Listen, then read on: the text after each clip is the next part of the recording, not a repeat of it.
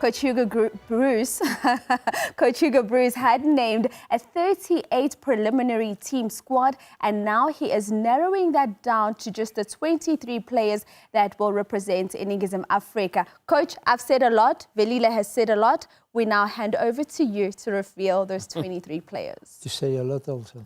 Say a lot, please. Okay, let's go. The 23 players for Uganda and South Sudan are the goalkeepers Ricardo Goss, Veli Motwa, and Sifo Shane.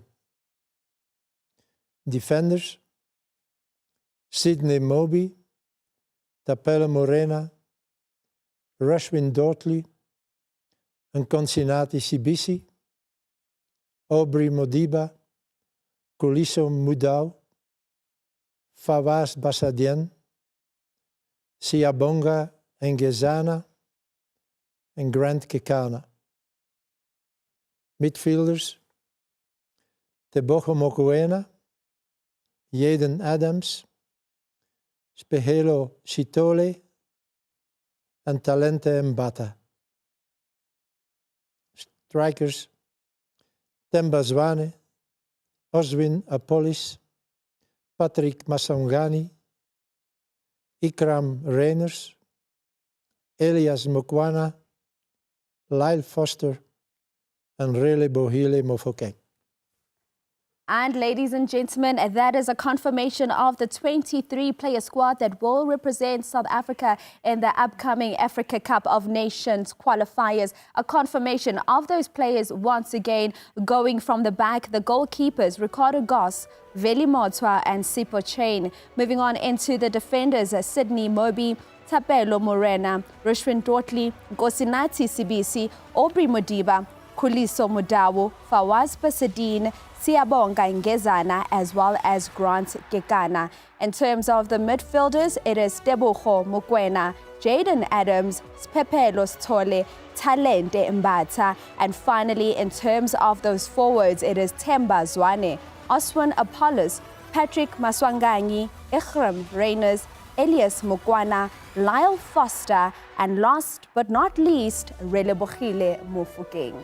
And as we get into those players, perhaps we start with that goalkeeping department, Coach, because we know that there's one player who has been a consistent feature for you from the beginning, and that is Ronwen Williams, who we don't see here, and we of course know that he did have surgery. How much does this affect your team, Coach? Not just from him being available to play, but the spirit that he brings to the team and the leadership as well. Yeah, it's a big loss.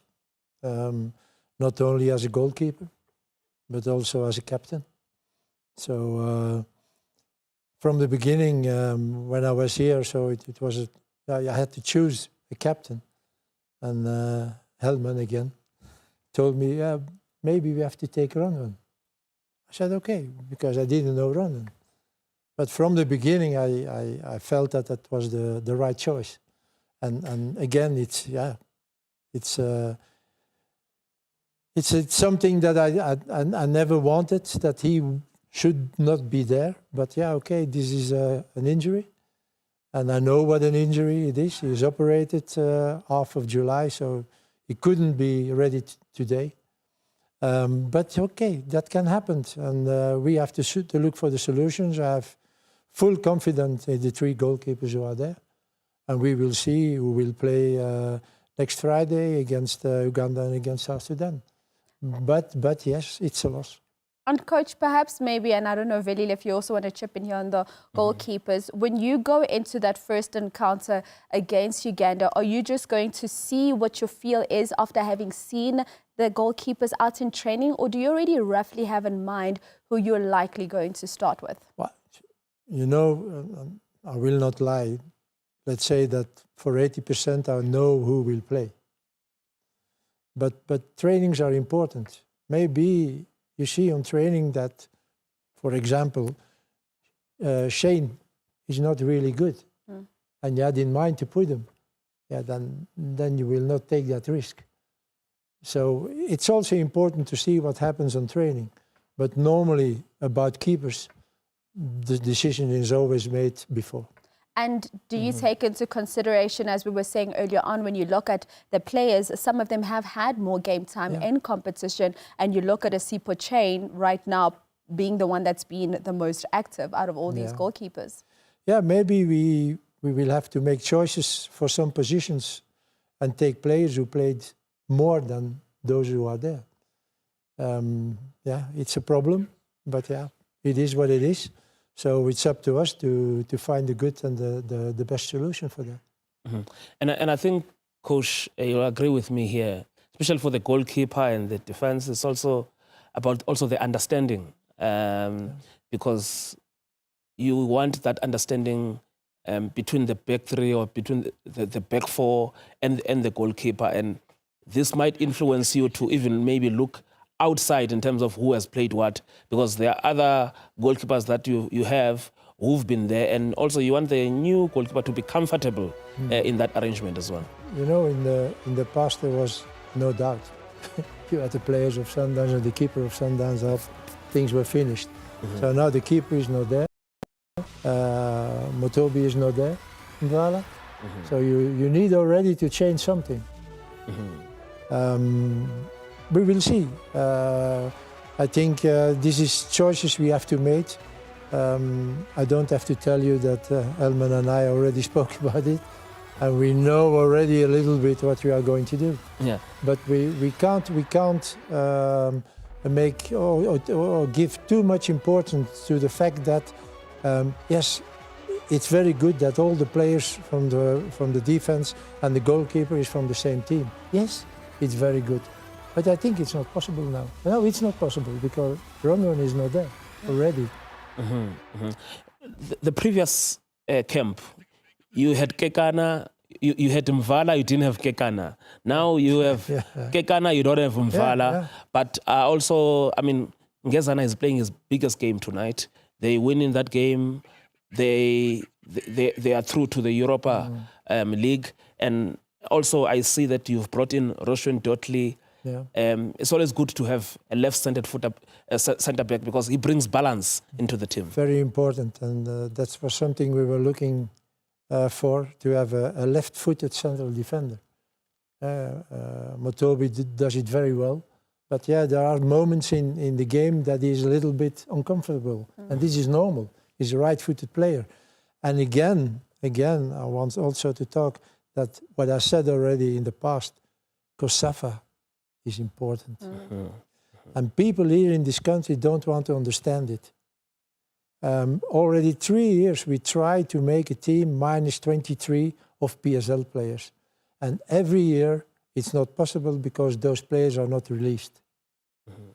COSAFA is not a big tournament, but it gives to the players who are there an international experience. We have now players who are coming to Bafana Bafana with zero international experience. This is a tournament where we can see, okay, this guy of 23, yeah, we can take him. And that's the case of Dortley. He played a very good COSAFA. 100%. And he was a left-footed central defender. Why should I hesitate now to take him? He played, 3 games or 4 games in COSAFA? Yep. Yeah. Was the captain. So, and this is what I mean when I said, please, let us make a team of minus 23 who plays COSAFA. It helps us. You said it a few minutes ago. Yeah. Moby was from COSAFA. Now, he's from... There are players who you see. Yes. And it's easier for us than to take them and not having doubts. Okay, we will take him, but yes, maybe he's not good enough. No, we saw it already in COSAFA. All right, Coach Hugo Broos there just making a call and saying we need to take COSAFA more seriously because this is an opportunity for our players who can then get fed into Bafana Bafana to get that all-important international experience. Coach, just before we move on to the midfielders, we did want to touch a little bit on just the defenders and a particular player in Aubrey because we see sometimes a difference in how their teams that they play for, the clubs they play for, play the players. And when they move into the national team, you prefer them in a different place. Let's just talk about that and how possibly that may be a challenge for you. if at all? No, for me, if you talk about Aubrey Modiba, for me it's a left back. And this is my opinion. So I know that he can play in the midfield. And I think we did it, I don't know, one game, I think on AFCON or something. Yes. For the last 20 minutes or something. But for me, Aubrey, when it comes to national team, he plays left back. No question at all. Finish and Clar. Moving on now into the midfielders and looking at the players that you've selected here. This must surely be your smallest group you've got because it's 1, 2, 3, 4 midfielders that you've got. Let's speak to those midfielders and I'll let Velile go first because I know you also want to touch on just seeing some of those players being elevated to better and bigger leagues and premier status. Yeah, Coach, I'm interested in how you've gone with, yes, you've got your core players there, Tebogo Mokoena, Jayden, Spepelo is now playing in the Liga Primera in Portugal. But also you brought in Talent Mbata. I think we saw him towards the end of last season. In fact, last season at Pirates he's been good. And also he started just like he finished. Honestly, we are looking already, I'd say a few years to a type of player like he. He's really a defensive midfielder. He's also a guy who can pass the ball, replace the game. So I saw last game of Pirates, he did it very well. He was always there to have the ball. Passes are good. He's defending good. He's tall. Mm-hmm. Also important. So and I was very pleased when Helman said to me, you know, Mbata, maybe we have to look at him. Maybe it will be good, something good for us. So I went to look a little bit more concentrated to the games of Pirates, and okay, I was convinced immediately. And when you look at Congo in this group, but particularly the next 2 matches against Uganda and South Sudan, aerial strength in terms of height is going to be very important. Yeah, I know. But this is something regular in African football, and I'm a little bit surprised. Every game, every team we play against, there are 6, 7, 8 guys of 185, 190. And we were, a long time, we were, I think, the smallest team. Yeah. But now we have also big players. We have Ngazana, we have Sitole, we have now Mbata. So more and more we were looking also in the past to those players, good players, but what's the height of those players? Because it's important. And therefore, again, for Mbata, for Talente, I think, he's the right player on the right place.